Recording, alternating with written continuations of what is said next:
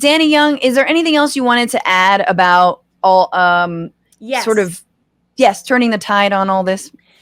You had said in an early email to me, you said, but Greg Gutfeld is actually really successful right now on Fox. Like, he's getting really good ratings. How is that happening? Do you know how that's happening?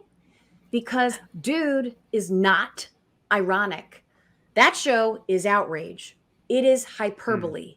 He overstates everything. It is the same thing as Tucker Carlson and Sean Hannity, except he laughs at his own jokes.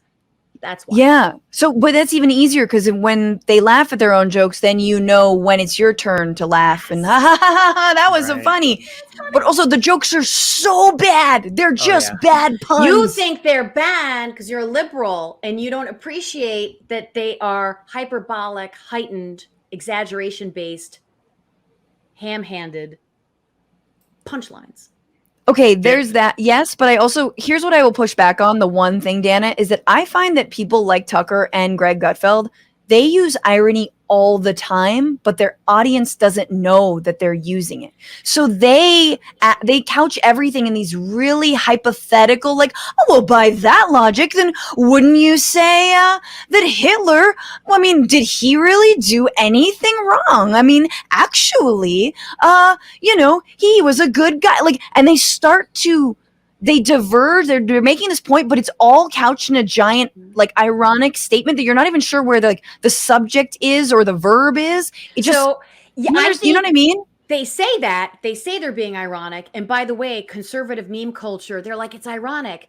If you look, when I say irony, I mean that the literal valence of what they're saying, the direction that the argument they're making is the opposite of what they intend you to take away. Sure. So when you look at the stuff that they're doing on whether it's Gutfeld or Carlson or these conservative memes, it's actually not irony. That the direction, the argument they're making explicitly still moves in the same direction. Exactly. It's the same direction. Yeah. If they ever tried to do a Colbert Report, except pretending to be liberal, but they're actually doing right-wing stuff, it would just bomb completely. Is that what you're saying? You know what? And I don't even think that the people who would make, they've tried. The people who would make that would even understand the formulation to be able to create it. So I have a chapter in the book where I unpack each of the sides trying to dabble in the other's preferred aesthetic. One was a really terrible show on Fox called The Half Hour News Hour that was supposed to be satire. And the other is The Liberal Air America, which they also sucked at because they were bad at outrage. So, voila. Right. I'm good at outrage, dude. If only I had a show. Sirius better give me a damn show. I have like a lot of thoughts on this, especially because I wonder, last question, final question. What about empathy?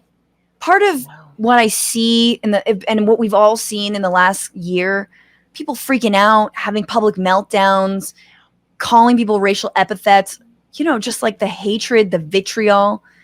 Like, you're like, I think this person is incapable of empathy. And that is what I feel is the biggest difference between, meaning object permanence. There is a world that involves me and other people. You know what I mean? And just because I don't see them doesn't mean they don't exist. And what about the folks who I see on social media from the left who are perfect? No, wrong. Who are like, you know what? Those idiots, good for them for dying. For not getting vaccinated. There's that empathy gap. There, it gets. I know I don't like it. It's not nice when I do that. There are moments when it is missing on the left as well.